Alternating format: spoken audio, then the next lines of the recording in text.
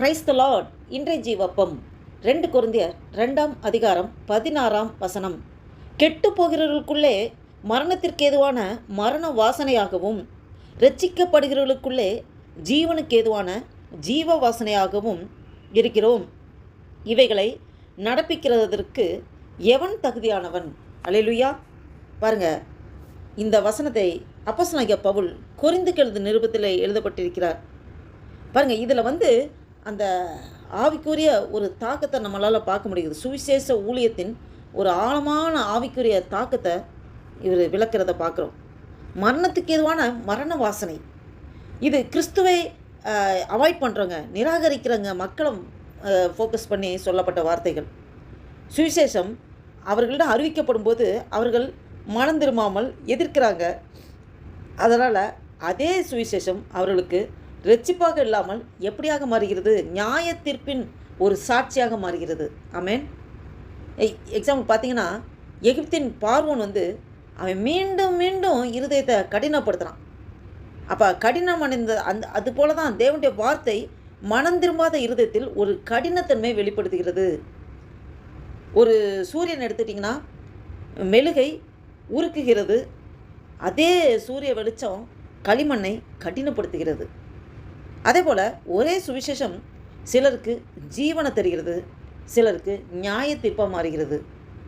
ஜீவனுக்கு ஏதுவான ஜீவ வாசனை என்றால் கிறிஸ்துவை விசுவாசிக்கிறவர்களுக்கு அந்த சுவிசேஷம் நித்திய ஜீவன் உள்ள வாசனை, நித்திய ஜீவனை தருகிற வாசனையாக, புது சிருஷ்டியாக.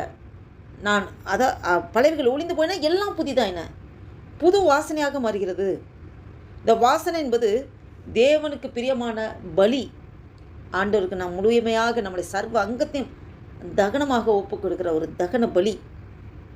பரிசுத்த ஆவியானவரின் அந்த சாட்சி உள்ள ஜீவியம், சாட்சி, கிறிஸ்து வாழ்வின் வெளிப்படுத்தல். நம்மளுடைய கிறிஸ்து நமக்குள்ளே இருக்கிறார் என்பதை நாம் வெளிப்படுத்துகிறது. இதையெல்லாம் குறிக்கிறது ஜீவனுக்கு ஏதுவான ஜீவ வாசனை. ஒரு உண்மையான விசுவாசியின் வாழ்க்கையில் பார்த்திங்கன்னா, மற்றவர்களை கிறிஸ்துவுக்குள்ளே கொண்டு போய் சேர்க்கிறதுக்கான காரியங்களை செய்கிறவர்களாக இருப்பார்கள்.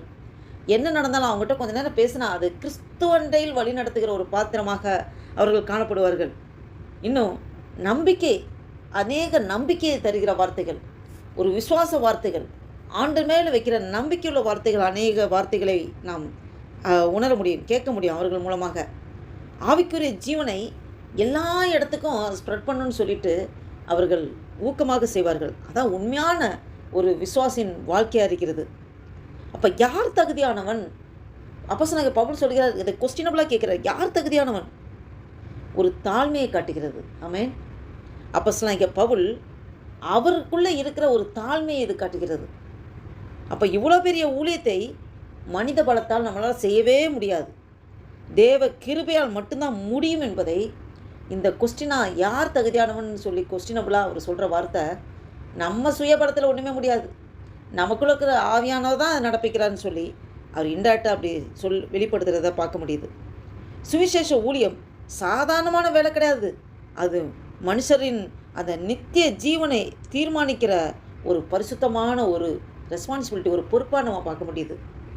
நம்ம சுவிசேஷம் ஒரு நடுநிலையானது அல்ல, அது மனிதனுடைய இருதயத்துக்குள் வருகிற ஒரு மாற்றமாக பார்க்க முடியுது. அப்போ கிறிஸ்துவின் வாசனை நம்முடைய வாழ்க்கையில் எப்பொழுதுமே வெளிப்படணும். அப்போ தேவனுடைய வார்த்தையை ஏற்றுக்கொள்கிறவர்களுக்கு அது ஜீவனாக இருக்கிறது, நிராகரிக்கிறவர்களுக்கு அது நியாய தீர்ப்பமாக இருக்கிறது. உண்மையான ஊழியத்திற்கு மனித திறமை உண்மையாலுமே பத்தாது. பரிசுத்த ஆவியானோட அபிஷேகம் மிக மிக மிக அவசியம். இதை கேட்டுக்கொண்டிருக்கிற என் அன்பு தேவ பிள்ளைகளே, இந்த வசனத்தின் மூலம் நாம் என்ன தெரிந்து கொள்கிறோம்? சுவிசேஷத்தில் 2 விளைவுகளை நாம் இதில் தெரிந்து கொள்கிறோம். விசுவாசிக்கிறவர்களுக்கு இந்த சுவிசேஷம் நித்திய ஜீவனை கொடுக்கிறது. ஆமென். அப்போ விசுவாசிக்காமல் அதை அவாய்ட் பண்ணுறவங்களுக்கு, நிராகரிக்கிறவர்களுக்கு நியாய தீர்ப்பு அது மாறுகிறது. ஆனால் அந்த சுவிசேஷத்தை எடுத்து செல்கிற ஊழியக்காரன் தேவ கிருபையால் மட்டுமே தகுதி உள்ளவர்களாக இருக்கிறாங்க. ஆமென். இதை கேட்டுக்கொண்டிருக்கிற என் அன்பு தேவ பிள்ளைகளே, உங்களோடும் என்னோடும் ஆவியானவர் இந்த வசனத்தின் மூலம் வெளிப்படுத்துகிற காரியம் என்னவென்றால், நாம் தகுதியுள்ளவர்கள் அப்படின்னு நம்ம சொல்கிறதுக்கு எந்த தகுதி நமக்கு கிடையாது. நம்முடைய சுய பலத்தில் எதையுமே சாதிக்க முடியாது. நாம் நிற்பதும் நிர்மூலமாக இருப்பதும் ஆண்டவருடைய சுத்த கிருபை. இதை கேட்டுக்கொண்டிருக்கிற நண்பு தேப்பிள்ளைகளே, சுவிசேஷத்தை அப்படியே சிறுபிலை ஏற்றுக்கொள்ளும் போல நாம் ஏற்றுக்கொள்ள வேண்டும். ஆமென். சுவிசேஷத்தை நிராகரிகளுக்கு நியாய தீர்ப்பு ஒன்று வைக்கப்பட்டிருக்கிறது.